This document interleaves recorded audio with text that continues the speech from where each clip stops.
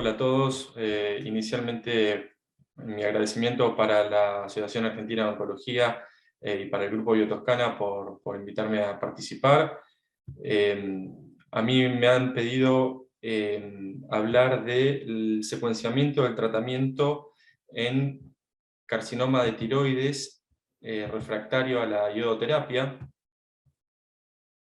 Así que vamos a entrar en tema. Es un tema muy interesante y que está en desarrollo, que se vienen generando nuevas moléculas y nuevos tratamientos, siempre esperando alguna novedad en los congresos, bueno, ahora particularmente en ESMO, que se viene en unos días. Para empezar, una breve reseña de la patología. Sabemos que el cáncer de tiroides es la neoplasia endocrina más frecuente, que se presenta con más frecuencia en mujeres que en hombres, con una relación aproximadamente de 3 a 1, en la quinta década de la vida, mayormente. Si leemos las estadísticas, vamos a ver que refiere que está en aumento la incidencia de los carcinomas diferenciados tiroides, que esto quizás no es tan real, sino que se debe a la mejora en las estrategias de diagnóstico por imágenes, en el mayor acceso al sistema de salud, que también lleva a cierto sobretratamiento. Acá tenemos estadísticas previstas para este año en Estados Unidos, donde vemos que un estimado de 44.000 nuevos casos para este año, que constituye un 2,3% del total de los cánceres, nuevos cánceres, con 2.200 muertes estimadas, que constituye un 0,4%. Eso nos da una idea de la muy baja mortalidad que tiene esta enfermedad. En cuanto a los subtipos de cáncer de tiroides, también muy conocido por todos nosotros, pero sabemos que el grueso de estos tumores constituyen lo que llamamos carcinomas diferenciados de tiroides, dentro de los cuales está el papilar, el folicular y los pobremente diferenciados. Dentro del folicular también tenemos un subgrupo importante, que es el oncocítico o de células de Hartle, y por fuera de los diferenciados nos quedan los anaplásicos y los tumores medulares de tiroides. Nuestra atención va a estar focalizada en los carcinomas diferenciados de tiroides, que son los que fundamentan su tratamiento, al menos en las etapas tempranas, en el yodo radioactivo. Para empezar a hablar del tema que nos toca, saber cómo definimos a un cáncer de tiroides como resistente al radiodiodo. Para esto hay distintos criterios: enfermedad metastásica que no capta en el barrido con yodo radioactivo, pérdida de la captación de lesiones que antes captaban, metástasis que, a pesar de haber sido captantes, progresan en un lapso entre 12 a 16 meses luego de una dosis ablativa de yodo radioactivo. Aquellos pacientes que progresan luego de ya haber recibido una dosis acumulada a lo largo de su historia, mayor o igual a 600 milicurie. Pacientes que tengan intensa captación o enfermedad que capte FDG, por esta relación inversa que sabemos que hay entre la captación de FDG y la sensibilidad al yodo. Los tumores, las lesiones iodosensibles o con enfermedad temprana no captan yodo, por lo tanto, cuando una metástasis en un tumor de tiroides es muy ávido por el FDG, entonces eso nos lleva a pensar que probablemente estamos ante enfermedad iodo-refractaria. Otro criterio, que en realidad no es un criterio, sino tiene que ver con una cuestión lógica de estrategia de tratamiento: aquellos pacientes que no puedan, por extensión local, operarse la tiroides, no son pasibles de tratamiento con yodo, porque el yodo va a ser captado por la tiroides y de esa manera no va a haber efecto ablativo sobre la enfermedad metastásica. Por lo tanto, se los incluye dentro de los pacientes no pasibles de tratamiento con yodo. A forma resumida, los tres criterios más importantes: que haya al menos una lesión que no capte yodo, que la enfermedad progrese en un lapso menor a 12 meses después de una dosis ablativa, y que se haya sobrepasado o que hayamos llegado ya a la dosis acumulada de 600 milicurie en la historia del paciente. 2/3 más o menos de los pacientes con carcinoma de tiroides diferenciado metastásico se van a volver yodo-refractarios a lo largo de su evolución. Esto produce un cambio bastante importante en la en la supervivencia de estos pacientes, como vemos en este estudio, en la separación de ambas curvas. En la primera curva, la de más arriba, la enfermedad que capta yodo, y la segunda curva de más abajo, la enfermedad yodo refractaria. Vemos cómo cambia notablemente la supervivencia de estos pacientes. Pero el punto central a tener en cuenta cada vez que estemos ante un paciente con enfermedad metastásica es ¿cuándo debemos iniciar tratamiento? ¿Todo paciente metastásico debe iniciar tratamiento sistémico? No, claro que no. Y ahí es donde debemos frenar, evaluar al paciente integralmente y algunos criterios que vamos a mencionar ahora. Este gráfico nos muestra un poco el por qué es tan importante frenar en este punto. Porque el cáncer de tiroides es un modelo de enfermedad bastante distinto a todo lo que conocemos de tumores sólidos, porque tiene largos periodos de supervivencia, aún en enfermedad avanzada, como vemos en la curva de más abajo, donde hay hasta un 40% de pacientes que pueden estar vivos a 10 años con enfermedad metastásica, cosas que no pasa en la gran mayoría del resto de los modelos tumorales. ¿Cómo seleccionamos un paciente para tratamiento sistémico? Si el paciente está asintomático y la enfermedad evoluciona lenta, estamos perfectamente habilitados, y yo diría que es lo mejor que podemos hacer por el paciente, solo vigilancia, ir siguiéndolo con imágenes periódicamente, cada 6 meses, dosaje de tiroglobulina, pero vigilancia. La terapia sistémica, que ahora vamos a ver, se basa fundamentalmente en inhibidores de tirosina quinasa, debe reservarse para aquellos pacientes que estén sintomáticos por su enfermedad o que presenten algunos de los siguientes criterios, que es aumento del tamaño de las lesiones metastásicas mayor a un 20% en un año, que tengan enfermedad voluminosa. Para esto se pone un punto de corte que no es tan estricto, pero que se estima en lesiones mayores de 2 centímetros, y que no sean pasibles de tratarse con estrategias locales, porque esto es otra cosa que debemos tener en cuenta. Pacientes metastásicos que se puedan operar de su lesión metastásica, que pueda irradiarse la lesión metastásica, o que pueda usar alguna técnica ablativa, ablación por radiofrecuencia, por ejemplo, a ese paciente le podemos postergar el inicio de una terapia sistémica con toda la toxicidad que llevan consigo los inhibidores de tirosina quinasa, como vamos a mencionar ahora.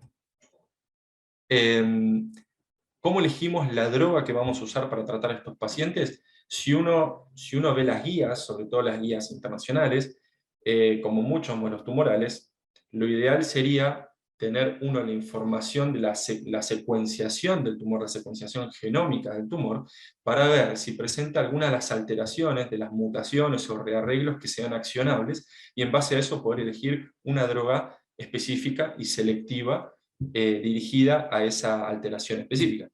Como por ejemplo, rearreglos del NTRK. Si el paciente o si el tumor presentara alguna de estas alteraciones, podríamos usar inhibidores de NTRK como el larotrectinib o el entrectinib. Alteración de la vía PI3K, hay algo de evidencia no muy sólida, pocos pacientes, pero con everolimus. Están en desarrollo y con mucho interés los inhibidores superselectivos del RET, como el serpercatinib, que tiene tasas de respuesta realmente muy buenas y con mejores niveles de tolerancia que los inhibidores de tirosina quinasa que tenemos disponibles en este momento. Inhibidores de BRAF, si bien esto lo tenemos incorporado muy fuerte en los anaplásicos de tiroides, bueno, en los diferenciados también tendría un rol en pacientes con mutaciones de BRAF, sobre todo en la B600E. Hasta el momento lo que tenemos y de lo que disponemos con evidencia sólida de estudios aleatorizados fase 3 son el sorafenib y el lenvatinib, que son los que vamos a desglosar con más detalle. Este es el estudio de sorafenib, que se llamó Decision. Este estudio fue publicado en el año 2014. Es un estudio que evaluó el uso de sorafenib versus placebo, una randomización 1 a 1, 200 pacientes, un poquito más por cada rama. ¿Qué pacientes incluían? Aquellos pacientes con enfermedad metastásica o localmente avanzada que fuera refractaria al tratamiento con yodo radioactivo, y el criterio de refractariedad estaba dado por al menos una lesión no captante, menos de 16 meses posterior a una dosis ablativa de yodo, y una dosis acumulada mayor a 600 milicurie. Estos pacientes tenían que tener progresión en los últimos 14 meses medida por RECIST y una TSH menor a 0,5. Las características de la población incluida: 96% de estos pacientes eran metastásicos en ambas ramas, 86% tenía enfermedad pulmonar, un 57% eran tumores papilares, un 18% folicular, que básicamente eran tumores de células de Hartle, y tenían un 76-78% de captación de FDG. Esto en relación a lo que hablamos al principio de la relación inversa entre captación de FDG y sensibilidad al yodo. 97% de estos pacientes no habían hecho tratamiento previo.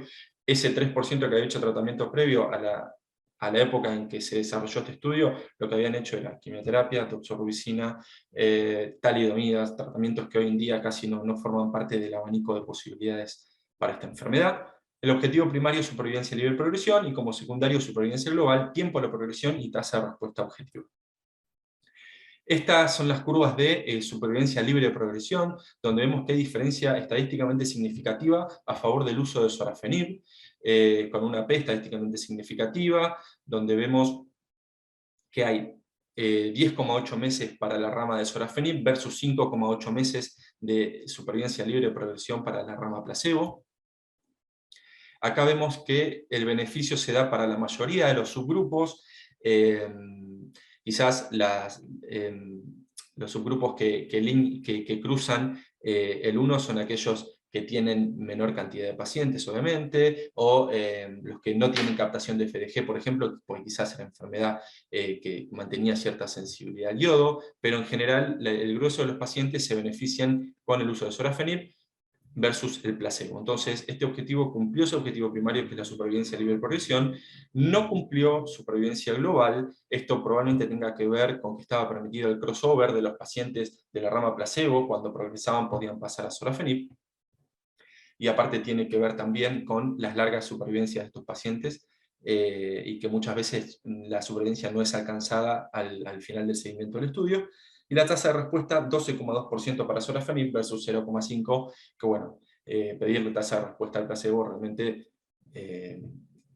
digamos, entendemos que no tiene mucho sentido, pero era un objetivo del estudio. En cuanto a la toxicidad que conocemos para estas drogas: 20% de hand foot grado 3, 70% de diarrea de todos los grados, 5% grado 3, rash un 5% también grado 3, 9% de hipertensión grado 3, un 66% de los pacientes tuvo que interrumpir transitoriamente el tratamiento, reducir dosis un 64%, y un 18, casi 19% tuvo que suspender el tratamiento por toxicidad.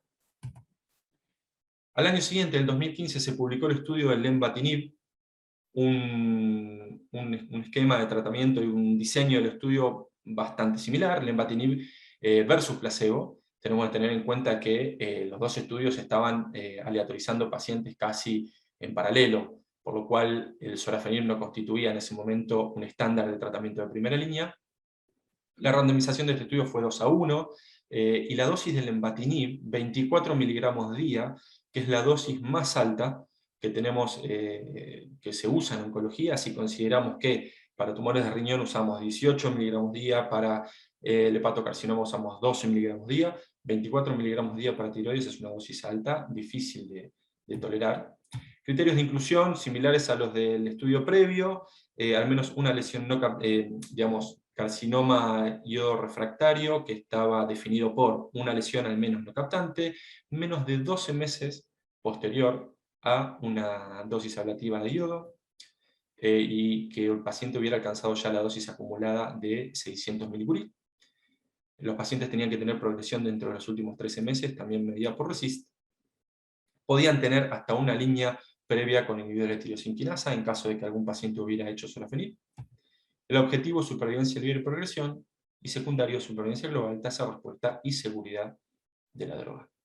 Acá vemos las características de los pacientes, donde lo interesante es ver que un 25% de pacientes en la rama del lenvatinib y un 20% en la rama del placebo habían hecho tratamiento con sorafenib previamente, o con un inhibidor de tirosinquinasa que mayormente era sorafenib. O sea que acá cambia un poco la población entre los dos estudios. El estudio de sorafenib era mayormente población virgen de tratamiento. Acá tenemos hasta un 25% de pacientes ya pretratados, lo cual nos puede hablar de que es una población o con enfermedad más avanzada, digamos, de mayor riesgo. Las curvas del objetivo primario, que es supervivencia libre de progresión, claramente distintas. 18,3 meses para la rama del lenvatinib versus 3,6 meses para la rama de placebo.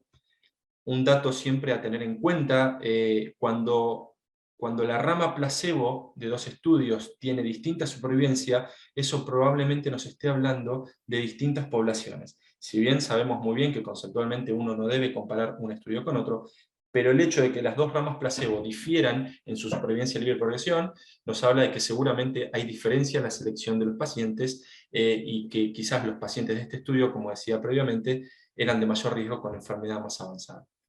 Obviamente la P es significativa, hay un hazard ratio de 0,21, lo que quiere decir que hay un 79% de reducción del riesgo de progresión de enfermedad. Datos muy buenos. Tasa de respuesta a objetivo secundario, 64, casi 65% para la rama del lenvatinib, 1,5 para la rama de placebo. Cumplió también, por supuesto, con el objetivo secundario. No hubo diferencia significativa en supervivencia global. Esto, otra vez, como en el estudio de sorafenib, probablemente tenga que ver con un alto porcentaje de pacientes que cruzaron de la rama placebo hacia la rama de lenvatinib. Cuando vemos desglosado un análisis de subgrupos según la histología, dentro de lo que son los carcinomas diferenciados de tiroides, vemos que todos se beneficiaron con el uso del lenvatinib, ya sea que fueran papilares, pobremente diferenciados, foliculares tipo células de Hartle o foliculares no células de Hartle, pero en todos hubo beneficio con el uso del lenvatinib respecto del placebo. En cuanto a la toxicidad es considerable. Por eso es, tanto con sorafenib como con lenvatinib, por eso es que los oncólogos tenemos que ser muy conscientes, muy responsables al momento de embarcar a nuestros pacientes en un tratamiento de este tipo. Agotar los recursos que tengamos, vigilarlos cuando podamos vigilarlos, y luego, cuando el paciente requiera un tratamiento, hacer un seguimiento bien cercano y estar muy atento a los efectos adversos. Si vemos, hubo un 97,3% de toxicidad de todos los grados, pero un 75% de toxicidad grado 3. Durante el tratamiento hubo un 50% de efectos adversos serios, pero un 30% relacionados al tratamiento. Hubo 6 muertes por tratamiento. Y los efectos adversos más importantes, hipertensión, 41-42% de hipertensión grado 3, diarrea, un 8% grado 3, fatiga, astenia y disminución del apetito y pérdida de peso hasta en un 10% de los pacientes. Como digo, seguir muy de cerca a los pacientes, tener presente la toxicidad y también la posibilidad de las reducciones de dosis. El estudio contempla un inicio con 24 miligramos de lenvatinib, pero luego uno puede hacer descensos de dosis, primero a 20 miligramos y el segundo descenso es a 14 miligramos. Habitualmente, bajando de 20 a 24, la tolerancia mejora mucho y es una dosis que los pacientes pueden sostener y tolerar. 82% de los pacientes tuvieron que interrumpir transitoriamente por toxicidad, 67% de los pacientes requirieron reducción de dosis y un 14% de los pacientes tuvo que interrumpir el tratamiento, era 18% en sorafenib. Vuelvo a decir, no son comparables un estudio con otro estrictamente, pero como para ir teniendo en cuenta. Este año en ASCO se presentó un estudio muy interesante, que es el COSMIC 311, muy interesante porque desde hace tiempo que nos venimos preguntando, ok, ¿y los pacientes que progresan a estos tratamientos, qué tenemos para ofrecerles? Bien, este estudio evaluó cabozantinib versus placebo en pacientes progresados a 1 o 2 líneas de inhibidor de tirosinquinasa. Entonces, carcinoma diferenciado de tiroides metastásico localmente avanzado, refractario al tratamiento con yodo, que hubieran tenido progresión radiológica durante el tratamiento con hasta 2 líneas de ITK previos, que debían incluir lenvatinib o sorafenib, o ambos, una TSH menor a 0,5, se estratificaba a los pacientes según si habían hecho o no lenvatinib, y si eran menores o mayores de 65 años, la randomización 2:1, cabozantinib en dosis de 60 miligramos, y los objetivos primarios, tasa de respuesta y supervivencia libre de progresión. Vemos que un 63% de los pacientes en ambas ramas había hecho lenvatinib. Y lenvatinib y sorafenib, un 25% en la rama de cabozantinib, un 21% en la rama de placebo. O sea, pacientes bastante pretratados. Y en cuanto a las características de la enfermedad metastásica, vemos que hubo un mayor porcentaje de pacientes con metástasis óseas y hepáticas en la rama del cabozantinib. Sabemos muy bien que la enfermedad ósea y hepática le confiere un peor pronóstico que la enfermedad pulmonar y ganglionar a estos pacientes. Un porcentaje mayor, como decimos, para la rama del cabozantinib. Objetivo primario, supervivencia libre de progresión, curvas muy separadas con un hazard ratio de 22. Esto es un 78% de reducción del riesgo de progresión de la enfermedad, con una P estadísticamente significativa, con lo que cumple con su objetivo primario de supervivencia libre de progresión en su primer análisis interino. Este estudio no cumplió con el objetivo de tasa de respuesta, porque en realidad se había puesto un objetivo muy ambicioso, pero bueno, muy buenos datos como para tener en cuenta, y yo creo que en este momento a los pacientes que progresan a una primera línea deberían hacer cabozantinib, bueno, y después veremos qué otras opciones se van desarrollando. Volvemos a ver este gráfico para pensar en el tratamiento de estos tumores según mutaciones.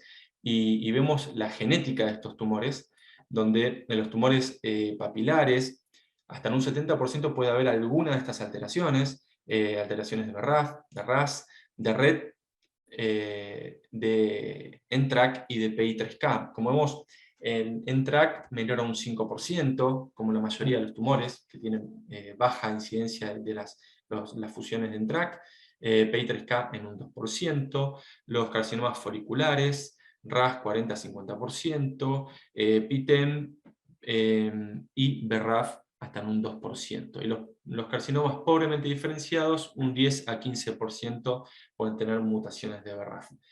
Entonces, en base a esto, ¿qué opciones tenemos o qué información, qué datos tenemos hasta este momento del uso de terapias dirigidas puntualmente a estas alteraciones?